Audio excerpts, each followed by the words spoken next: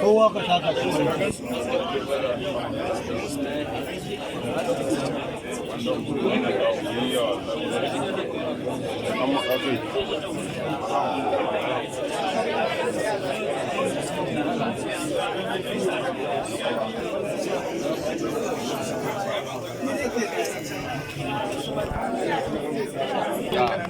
ga Abbas dan Alhaji a gidan rasuwa.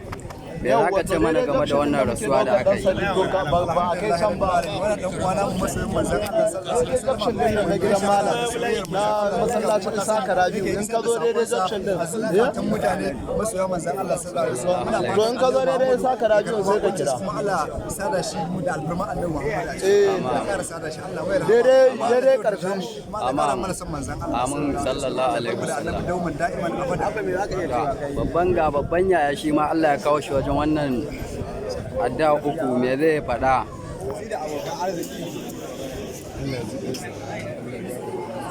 To amin amin.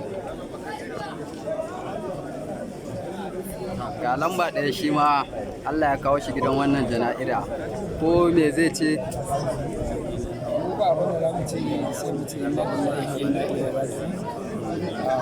Wannan ɗan uwana mu aminu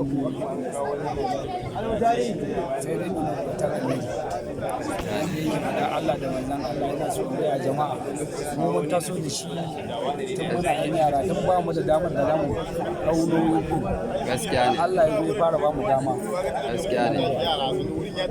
wannan hakika ko gani ta san a raya sunna ta manzon Allah Sallallahu alaihi wasallam. Nura ya taso da shi ta ba mu da damar da zamu yi a dama ta zo yanzu kuma yake bayyana irin wannan aƙidu na addinin musulunci da wannan manzon Allah ba abin da zamu ce sai dai mu ce al'umma na duniya da wanda suke jinsa da wanda suke ganin sa a baya sai dai mu yi ma addu'a Allah ya saka shi da abin da yake kawai Amma abin da kake so kana tare da shi gaskiya ne.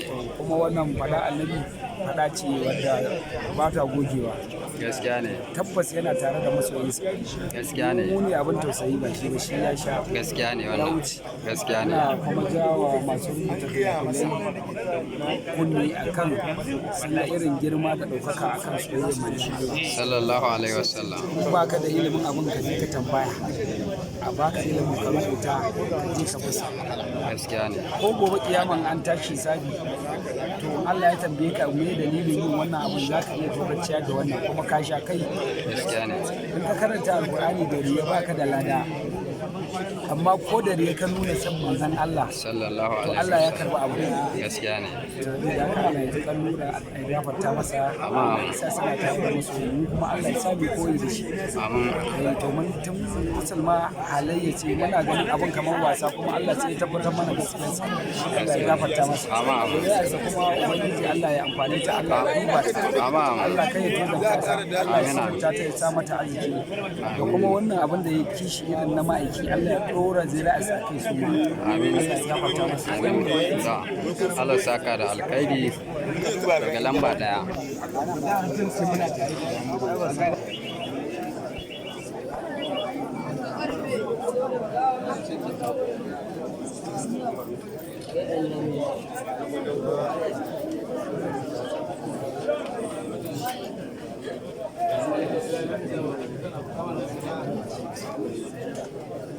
kama kai magana.